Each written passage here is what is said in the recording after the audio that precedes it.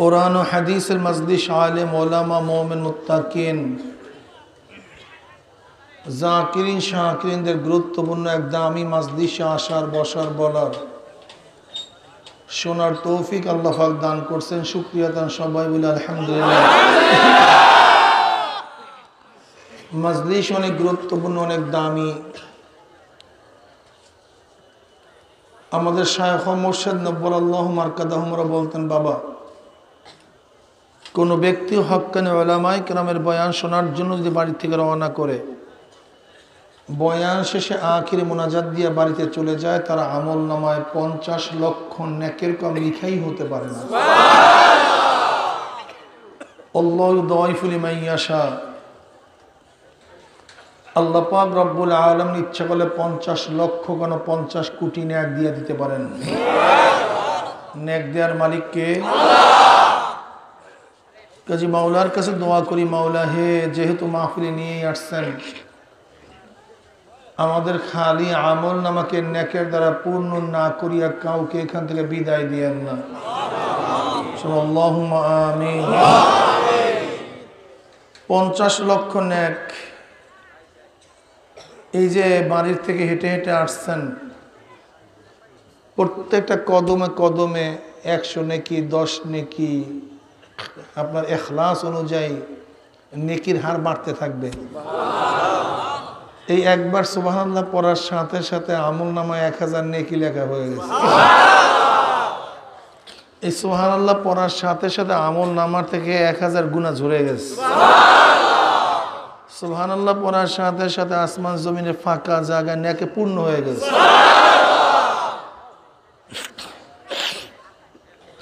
وعن أبي هريرة رضي الله تعالى قال قال رسول الله صلى الله عليه وسلم كلمتان حبيبتان إلى الرحمن خفيفتان على اللسان ثقيلتان في الميزان سبحان الله وبحمده سبحان الله العظيم। বুখারী শরীফের মধ্যে রওয়ায়াত, শেষ রওয়ায়াত, দুইটা কালেমা আল্লাহর কাছে খুবই প্রিয়। কার কাছে ভাই প্রিয়? কালেমার দ্বারা উদ্দেশ্য কালাম, হাবিবাতানে ইলা রহমান, হাবিবাতানে আই মাহবুবাতানে, আল্লাহর কাছে প্রিয় মানি। আল্লাহর কাছে প্রিয় অর্থ কি? ইন্না কাইলুহা মাহবুবুন লিল্লাহি তাআলা। হাবিবাতান ইলা রহমানের অর্থ হলো যারা এই দুই কালেমা পড়বে তারা আল্লাহর কাছে প্রিয় হয়ে যাবে। মাহবুবাতান কালাম, এখানে কালেমা কালামের উদ্দেশ্যে ব্যবহৃত হয়েছে। এই কালেমা দুইটা কি? সুবহানাল্লাহি ওয়া বিহামদিহি সুবহানাল্লাহিল আযীম। নবী পাক সাল্লাল্লাহু আলাইহি ওয়াসাল্লাম ফরমান, যেই ব্যক্তির প্রথমে হবে জিক্রুল্লাহ, আখিরে হবে জিক্রুল্লাহ। অন্য রওয়ায়াতের মধ্যে যেই ব্যক্তির শেষ কলেমা হবে জিক্রুল্লাহ ওয়াজিবাত লাহুল জান্নাহ। যেই ব্যক্তি জিকিরের সাথে দুনিয়ার থেকে বিদায় হয়ে যাবে তার জাহান্নাম হারাম, জান্নাত ওয়াজিব হয়ে যাবে। জিকিরের ফজিলাতের কোনো শেষ নাই, কোনো সীমা নাই। নবী পাক সাল্লাল্লাহু আলাইহি ওয়াসাল্লাম ফরমান, আফজালুদ দোয়া আলহামদুলিল্লাহ, সবচেয়ে দামি উত্তম দোয়া হল আলহামদুলিল্লাহ। ব্যাস, এর চেয়ে বড় কোনো দোয়া নেই। শুধু তাই নয়, সুবহানাল্লাহ, আলহামদুলিল্লাহ, আল্লাহু আকবার, লা ইলাহা ইল্লাল্লাহ, এই আলফাজগুলি আমার মাওলার কাছে সবচেয়ে দামি, সবচেয়ে বেশি প্রিয়, সবচেয়ে দামি। ঠিক না ভাই? যেহেতু মাজলিস অনেক দামি, অনেক গুরুত্বপূর্ণ, আমরা যারা মাজলিসে আসছি, যদি আল্লাহ পাক কবুল করে, মাজলিসে আসছিলাম গুনাহ নিয়া, এখান থেকে যখন বিদায় হব গুনাহ সব সাফ হয়ে যাবে, একেবারে পরিষ্কার। বুখারী শরীফের দীর্ঘ এক রওয়ায়াত, وعن أبي هريرة رضي الله تعالى قال قال رسول الله صلى الله عليه وسلم إن لله ملائكة يطوفون في الطرق يلتمسون أهل الذكر فإذا وجدوا قوما يذكرون الله تعالى تنادوا هلموا إلى حاجتكم فيحفونهم بأذن السماء الدنيا فيسألهم ربهم عز وجل وهو أعلم منهم ما يقول عبادي تقول يسبحونك ويكبرونك ويحمدونك ويمجدونك يقول الله عز وجل هل رأوني يقولون الله ربي ما رأوك يقول كيف رأوني يقولون لو أنهم رأوك كانوا أشد لك عبادة وأشد لك تمجيدا وأكثر لك تسبيحا يقول الله عز وجل فما يقولون يسألونك الجنة يقول هل رأوها يقولون والله ربي ما رأوها يقول كيف رأوها يقولون لو أنهم رأوها كانوا أشد لها حرصا وأشد لها طلبا وأعظم فيها رغبة يقول الله عز وجل فما يتعوذون يقولون من النار يقول هل رأوها يقولون لو الله ربي ما رأوها يقول كيف رأوها يقولون لو أنهم رأوها كانوا أشد لها مخافة وأشد من فرارا يقول الله عز وجل أشهدكم أني قد غفرت لهم قرآن سبحان الله يقول الملك من الملائكة فيهم فلان ليس منهم إنما جاء لحاجة يقول الله عز وجل هم الثلاثاء لا يشكى جليسهم رواه البخاري أو كما قال النبي عليه الصلاة والسلام এই মাজলিসকে কেন্দ্র করে আল্লাহ পাক রব্বুল আলামিন ফেরেশতাদের সাথে বিভিন্ন প্রশ্ন এবং জবাব দেওয়ার পরে সিদ্ধান্ত দেন উশহিদুকুম আন্নী কদ গফারতু লাহুম ফেরেশতারা সাক্ষী থাক গোটা মাজলিসের বন্দাদের গুনাহ খাতা সব মাফ করে দেন মাজলিস অনেক গুরুত্বপূর্ণ অনেক দামি আপনার দামি হওয়ার কারণে গোটা এরিয়া ফেরেশতারা ঘিরা ফেলাইছে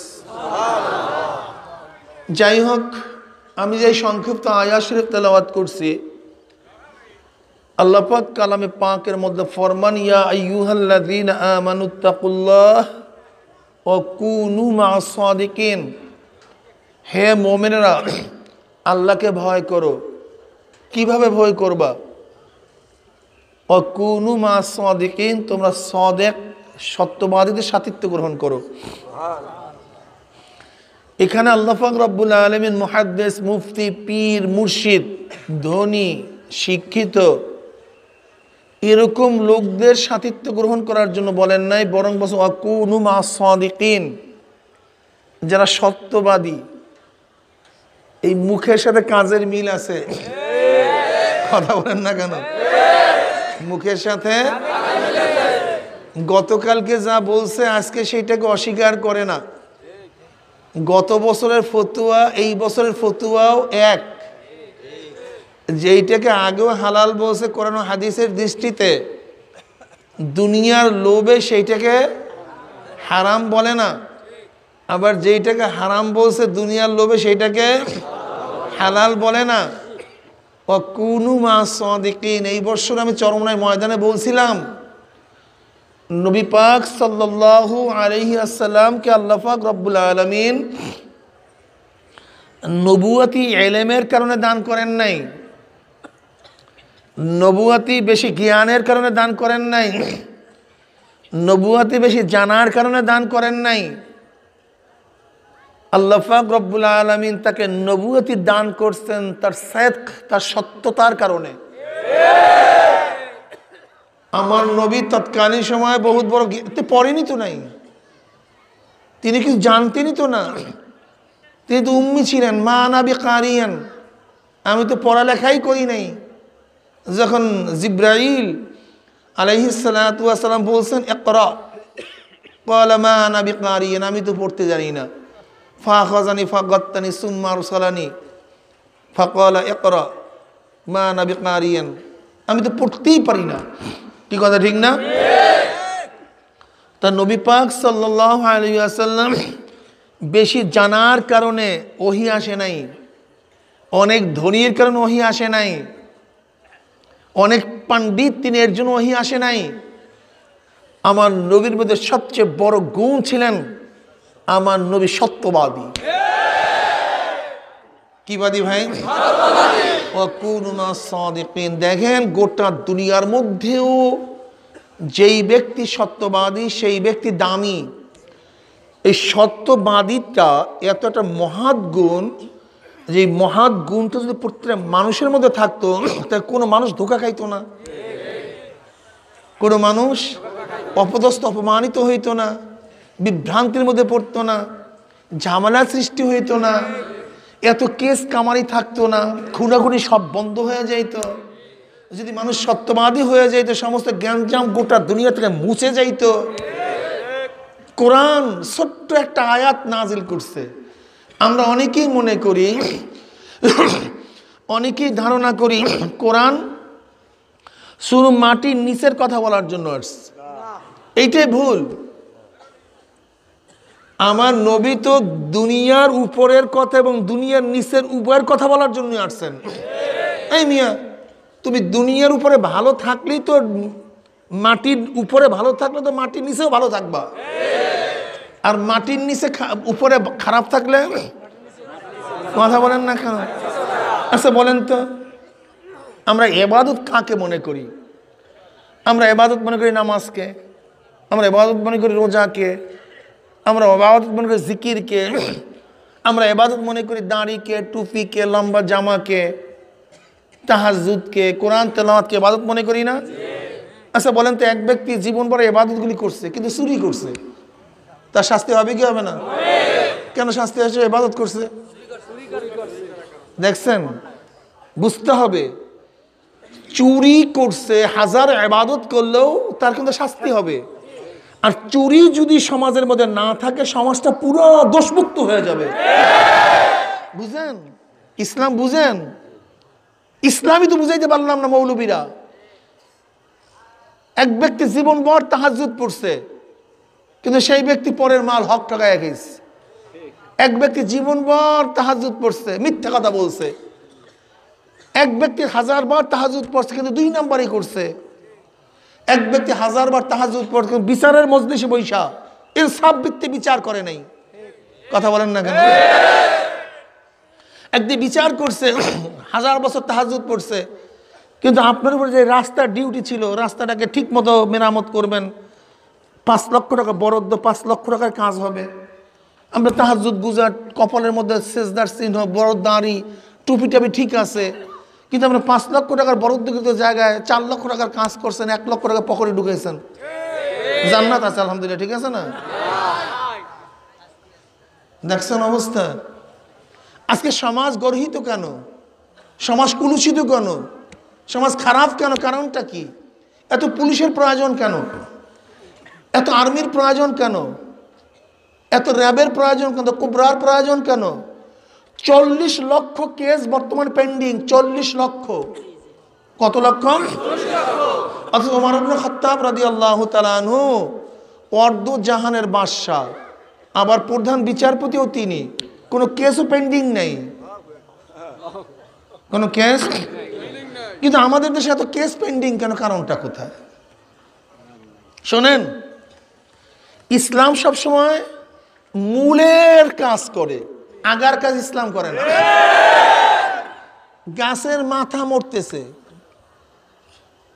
ইসলাম চিন্তা করতেছে কেন গড় নাকি গাছের মাথা এরকম লাল হইতেছে কেন? ও ট্রিটমেন্ট করে গোড়ায়, গোড়ায় ট্রিটমেন্ট করার কারণে মাথা ভালো হয়ে যায়। ইফতিজিং হয় কেন? চুরি হয় কেন? ডাকাতি হয় কেন? মানুষ বিপদগামী হয় কেন? ইসলাম গোড়ার দিকে চিন্তা করে, ওর গোড়া ঠিক করে দাও। দেখেন, ইফতিজিং এইটাকে বন্ধ করার জন্য গোটা দুনিয়ার সমস্ত বিজ্ঞানী দার্শনিকরা একমত। আমাদের প্রাইম মিনিস্টার ঘোষণা করছে যে ইফতিজিং করবে তাকে 14 বছর সাজা, ফাঁসির রায় দিয়ে দিবে। ইফতিজিং কম হয় না, বাড়তেছে। 3 বছর শিশুরাও তো এখন নিরাপদ না। অথচ আল্লাহ পাক রব্বুল আলামিন ইফতিজিংয়ের ব্যাপারে অনেক আগেই তো বলছেন, ইয়া আইয়ুহান নবী কুল লিআজওয়াজিকা ওয়া বানাতিকা ওয়া নিসাইল মুমিনিনা ইউদনিনা আলাইহিন্না মিন জালাবিবিহিন্না যালিকা আদনা ইউরাফনা ফালা ইউযাইনা ওয়া কানা আল্লাহু গফুরুর রহিমা। হে নবী, আপনার স্ত্রীদেরকে, আপনার কন্যাদেরকে, মুসলিম কন্যাদেরকে আদেশ করুন, তারা যখন ঘর থেকে প্রয়োজনে বের হবে তারা যেন বোরখা দিয়ে, বড় চাদর দিয়ে আবৃত করে নেয়। দুইটা ফায়দা। তার যদি পর্দা অবস্থায় রাস্তায় বের হয়, দুইটা ফায়দা। যালিকা আদনা ইউরাফনা ফালা ইউযাইনা। নাম্বার 1, এই মেয়েটার পরিচয় লাভ করতে সুবিধা হবে। এটা কুলিন, এটা সাইয়্যিদা, এটা আবেদা, এটা সালেহা, এটা কানেতা, এ খুব ভদ্র চরিত্রবান মহিলা। এ রং ঢং করে কোনো পুরুষের চরিত্রকে ধ্বংস করার জন্য রাস্তায় বের হয়নি। এর জরুরত ছিল, এর জন্য বের হয়েছে। যালিকা আদনা ইউরাফনা। নাম্বার 1, তার পরিচয় লাভ করতে মেয়েটা কি ভালো, কুলিন, সাইয়্যিদা, আবেদা, সালেহা, কানেতা। নাম্বার 2, ফালা ইউযাইনা, তাকে উত্তক্ত করা হবে না, ইফতিজিং করা হবে না। কি করা হবে না? ইফতিজিং। এই উত্তক্ত করার আর ইংলিশটার নাম হলো ইফতিজিং। কথা বোঝেন নাই? তাকে ইফতিজিং করা হবে, উত্তক্ত করা হবে না। দেখেন, ইসলাম ইফতিজিং বন্ধ করতে চায়। ইফতিজিং হয় কেন? কারণটা কি? এই কারণে ইফতিজিং হয়, পর্দা না করার কারণে। যেহেতু পর্দা না করার কারণে ইফতিজিং হয়, মাথায় ঔষধ দিলে কাজ হবে না, গোড়ায় ঔষধ দিতে হবে। আগে মেয়েদেরকে ব্যবস্থা করার জন্য ইফতিজিং এর পথে না হাঁটে। পুরুষদেরকে কি বলছে? খবরদার, কাউর দিকে তাকাবি না, চক্ষু নিচের দিকে রাখ। মেয়েদেরকে বলছে পর্দা করার জন্য, পুরুষদেরকে বলছে। আচ্ছা বলেন তো, এই দুইটা ট্রিটমেন্ট যদি করেন, বাংলাদেশ না গোটা দুনিয়ার মধ্যে একটা ইফতিজিং হবে? একটা ধর্ষণ হবে? তা ধর্ষণের মামলাই তো নাই, মামলা তো কেস শেষ। ইফতিজিংয়ের মামলা তো শেষ হবে কেন? কোন মাস সাদিকে যে সত্যবাদী হইতাম, আজকে বর্তমানে 1/3 হলো জমি জমার মামলা। এই 40 লক্ষ পেন্ডিং মামলার মধ্যে ধরে দেন 15 লক্ষই এই জমি জমার সিভিল কেস, বা 20 লক্ষই সিভিল কেস। কথা বোঝেন না? কিসের জন্য? সব 2 নাম্বারই কারণে। দলিল 2 নাম্বার, বলছে 1 নাম্বার। সাক্ষী ঠিক নেই, দিয়ে দিয়েছে সাক্ষী। জমিনের রেকর্ড নেই, দিছে নকল রেকর্ড। এই সত্যবাদী না থাকার কারণে এত মামলা। কথা ঠিক না? যদি আমরা সত্যবাদী হয়ে যাইতাম, তাহলে বলেন তো, আপনারা যে মুরব্বী আছেন, একটু জ্ঞানী আছেন, মানুষগুলো যে ভালো হয়ে যাইতো, তাহলে কোনো মামলা থাকতো? তা পেন্ডিং থাকবে কেন মামলা? মামলাই তো নাই। মানুষের চরিত্র খারাপ হবে, অপকর্ম বেশি করবে, অপকর্ম বেশি করবে, মামলা বেশি হবে, মামলা বেশি হবে, মামলা পেন্ডিং বেশি থাকবে। মানুষের চরিত্র ভালো, অপকর্ম কম, অপকর্ম নাই, মামলা নাই, মামলাও নাই। কি কথা বলেন না কেন? বুঝেন? ইসলাম, ইসলাম চিনলে না, সমস্যাই। তোমরা ইসলাম বুঝলেই না। তুমি জীবনভর দোয়া করছো, রব্বানা আতিনা ফিদ দুনিয়া হাসানাতা ওয়া ফিল আখিরাতি হাসানা। প্রথমে দুনিয়া, আল্লাহ তুমি আমাকে দুনিয়াতেও ভালো রাখো। জোরে বলেন, এই দুনিয়ার ভালোটা কি? কেউ বলে ইমরাতু সালেহা। এটা তো আব্দুল্লাহ ইবনে আব্বাস একটা তাফসীর করছেন, রব্বানা আতিনা ফিদ দুনিয়া হাসানা ওয়া ইমরাতান সালেহা। আল্লাহ তুমি আমাকে নেককার স্ত্রী দান করো। যে খয়রুল মাতায়েন নেসা, সবচেয়ে দামি হলো উত্তম স্ত্রী, এর চেয়ে তো আর কিছু নেই। কি কথা ঠিক না?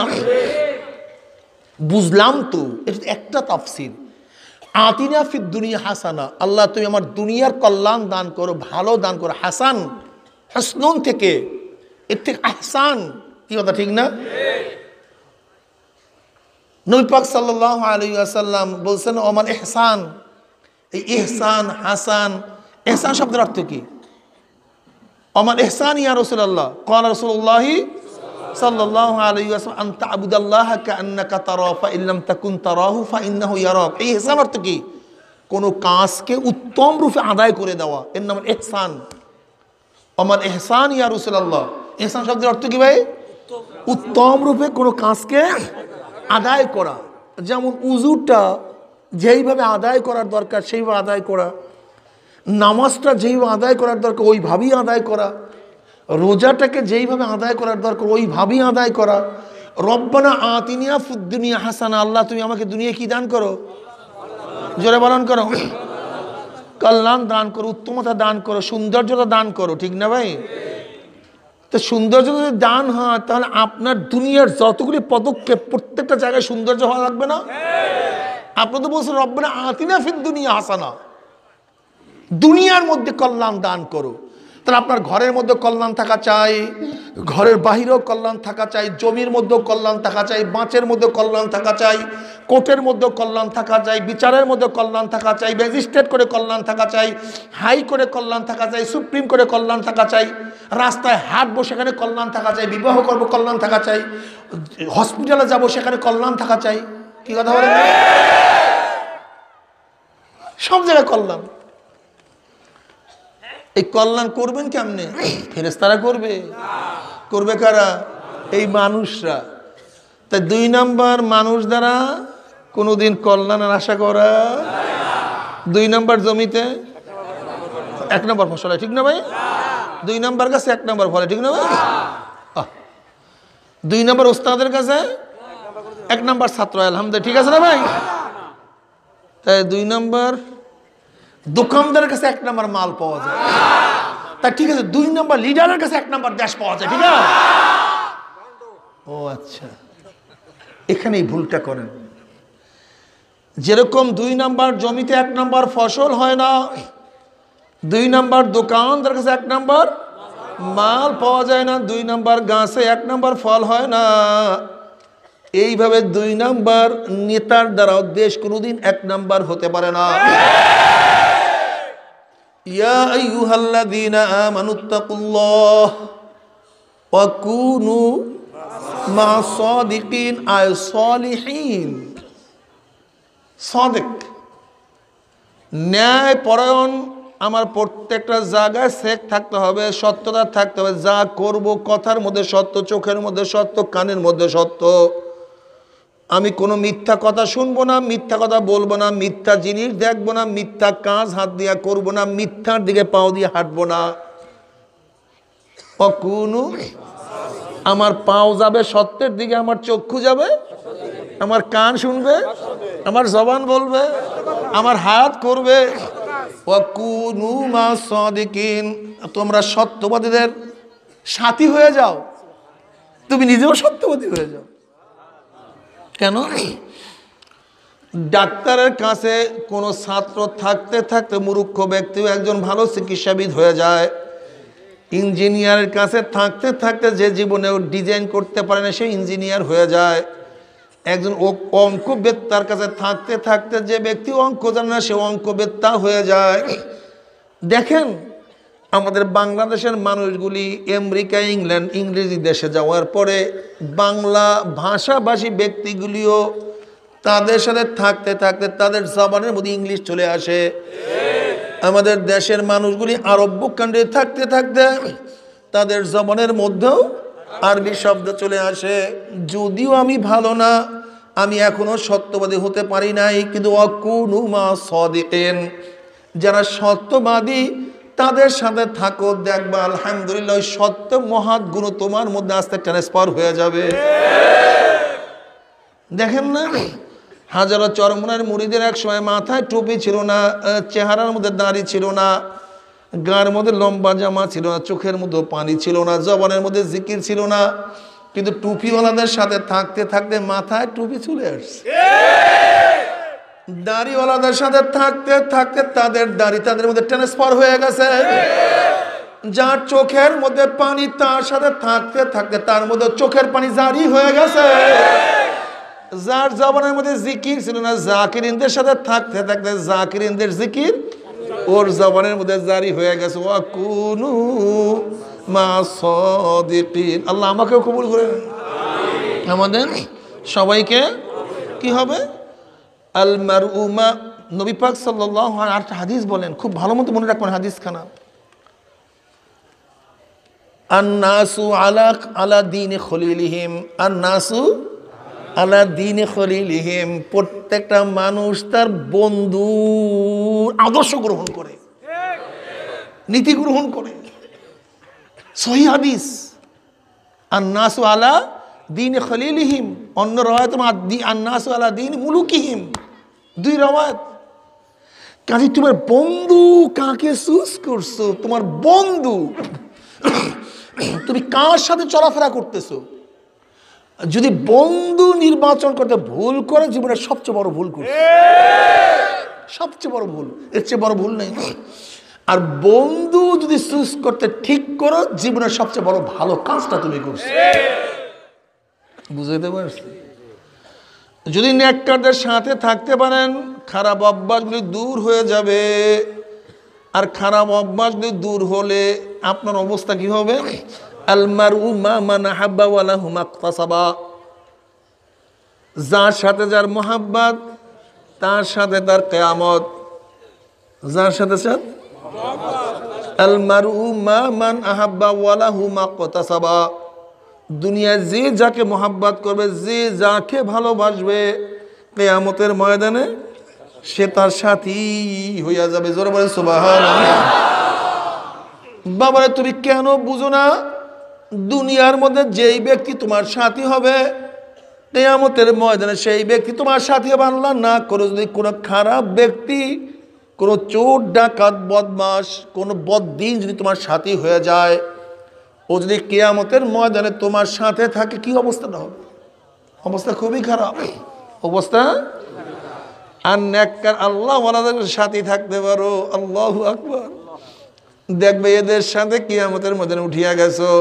আমার নবী পাক সাল্লাল্লাহু আলাইহি ডাক দেয়, আমার উম্মতরা, আমি তোদেরকে এক গ্লাস হাউজে কাউসারের পানি পান করাইয়া দেব।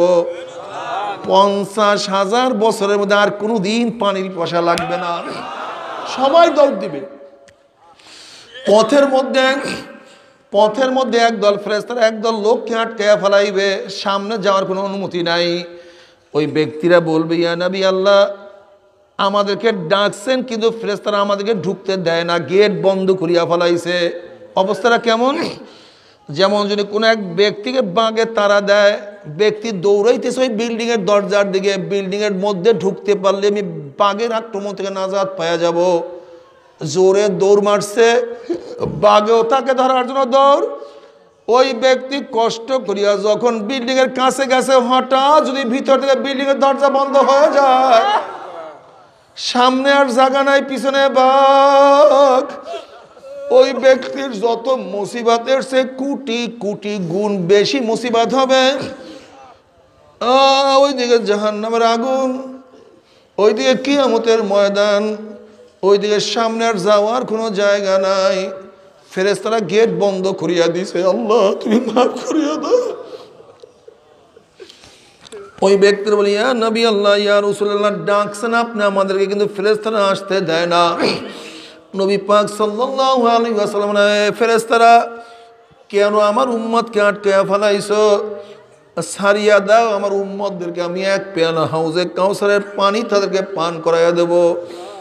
নবী পাক সাল্লাল্লাহু আলাইহি ওয়াসাল্লাম এই কথার পরে ফেরেশতারা বলবে, ইয়া নবী আল্লাহ, ইয়া রাসূলুল্লাহ, আপনার এই উম্মতরা আপনি দুনিয়ার থেকে বিদায় হওয়ার পরে ঠিক মতো নামাজ পড়তো না, রোজা রাখতো না, আপনাকে নেতা মানে নাই, কোরআন হাদিস পছন্দ করে নাই, বরং আপনার বিরুদ্ধে যত ধরনের স্লোগান দিছে, আপনার চেহারার লোকগুলিকে পছন্দ করে নাই, দাড়ি তার কাছে ভালো লাগে নাই, দাড়ি টুপি তার কাছে পছন্দ না, লম্বা জামা সেও কোনোদিন পছন্দ করে নাই, বরং ইয়াহুদি খ্রিস্টান নাসারাদের পোশাক তার কাছে খুবই ভালো লাগতো।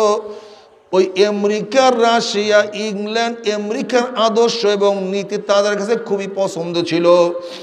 এই কথা শোনার সাথে সাথে আমার নবী পাক সাল্লাল্লাহু আলাইহি ওয়াসাল্লাম কলিজা মোবারকের দাগ লাগিয়া যাবে, কষ্ট লাগিয়া যাবে। অমনি নবী পাক সাল্লাল্লাহু আলাইহি ওয়াসাল্লাম বলবেন, সোহকান সোহকান সোহকান, দূর হ দূর হ দূর হ, তোরা আমার উম্মত না। আল্লাহ তুমি আমাদের সবাইকে মাফ করিয়া দাও।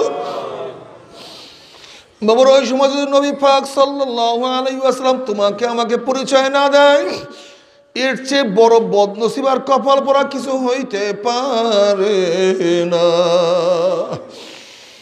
আল্লাহ তুই আমাদের সবাইকে মাফ করিয়া দাও। বাবারে যেহেতু আসছো মাহফিলে আসছেন, মাওলাকে নিয়ে তারপর মাওলাকে নিয়ে তারপর মাহফিল থেকে বিদায় হয়ে আর মনে মনে আজকে নিয়াত কেন রে মন, যতদিন দুনিয়াতে থাকবো ভালো মানুষের সাথে চলবো, যতদিন দুনিয়াতে থাকবো চরিত্রবান মানুষের সাথে হাঁটবো, তাদের সাথে ঘুরবো। আমি আর মদ খোর, জুয়া খোর, বেনামাজি হারাম খোরের সাথে চলবো না, তাদের সাথে আমার কোনো সম্পর্ক থাকবে না। যদি এইভাবে আমরা চলতে পারি ইনশাআল্লাহ সমাজ পরিবর্তন হয়ে যাবে, ঈমানের সাথে মৃত্যু হয়ে যাবে ইনশাআল্লাহ। কারণ আল্লাহর কাছে দোয়া করে আল্লাহ যেন আমাদের সবাইকে কবুল করে নেয়। ওমা আলাইনা ইল্লাল বালাগ। আসসালামু আলাইকুম ওয়া রাহমাতুল্লাহি ওয়া বারাকাতুহু।